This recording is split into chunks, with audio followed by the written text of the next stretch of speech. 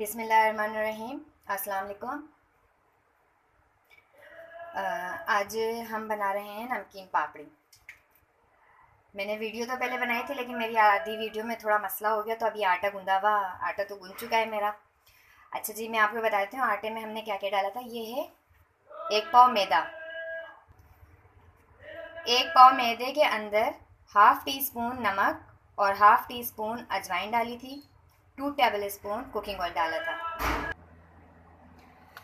तो ये आटा गूंद लिया था। गूंदने के बाद हमने 1 पाव मैदा लिया है। 1 पाव मैदे के अंदर हाफ़ टी स्पून नमक, हाफ़ टी स्पून अजवाइन, 2 टेबल स्पून कुकिंग ऑयल डालकर इसको पानी से गूंद लिया। गूंदने के बाद इसको आधे घंटे के लिए रख दिया।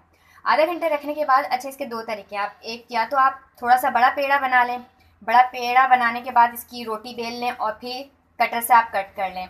या एक तरीका इसका ये भी हो सकता है कि आप जो है इसको थोड़ा सा पेड़ा लें। अब जैसे ये एक बड़ा पेड़ा लिया है, अब इसकी रोटी बड़ी बेलें।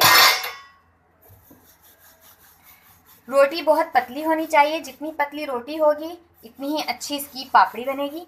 अगर आपको ऐसे नहीं करना तो आप एक छोटा सा पेड़ा लेकर उसकी छोटी सी पतली सी रोटी बेलकर वो भी डाल सकते हैं।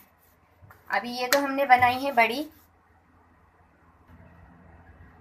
इसके बाद जब ये हम रोटी बेल लेंगे बहुत पतली सी, तो किसी कटर से मैंने थोड़ा सा, ये मुझे इस ग्लास का साइज़ सही लगा था तो मैं इस ग्लास से इसको कटिंग कर रही हूँ।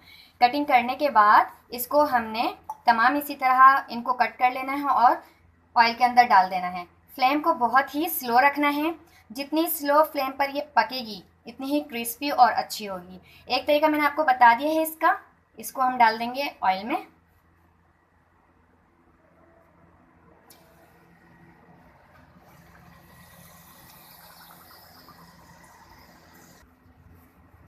अच्छा जी, दूसरा पेड़ा देखें, बहुत छोटा सा ये पेड़ा लिया है।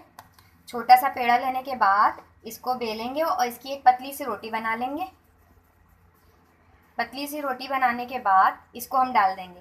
ध्यान रखिएगा, आटा हमने सख्त गूंदना था। सख्त आटा गूंदने के बाद हमने इसको आधे घंटे के लिए रख दिया है। उसके बाद हमने इसकी ये पापड़ी बनानी है।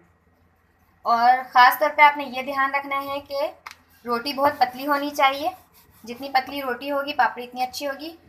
और इसके साथ साथ आपने जब इसको फ्राई करना है तो फ्लेम का आपने ध्यान रखना है, बहुत स्लो होना चाहिए ताकि वो बहुत अच्छी सी फ्राई हो जाए। ये देखें, मैंने दोनों डाल दी है। छोटी वाली जो मैंने ग्लास से कटिंग की थी वो भी, और बड़ी भी जो मैंने जिसको बेल कर बड़ा किया था।